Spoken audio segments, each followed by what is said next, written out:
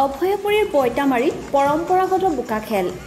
শ্ৰীকৃষ্ণৰ জন্মাষ্টমী উপলক্ষে অনুষ্ঠিত এই খেল বঙাইগাঁও জিলাৰ অভয়পুৰীত অনুষ্ঠিত হ'ল পৰম্পৰাগত বোকা খেল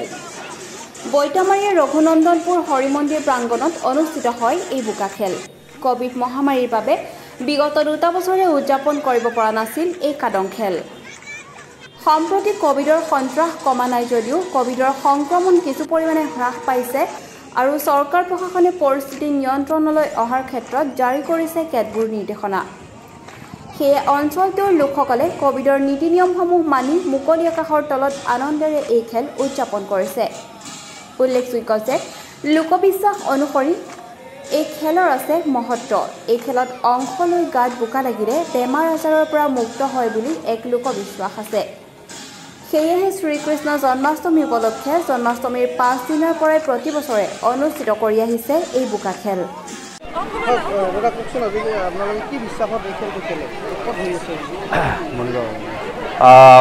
বৈতামাৰী মলিগাঁও আমাৰ এইখিনি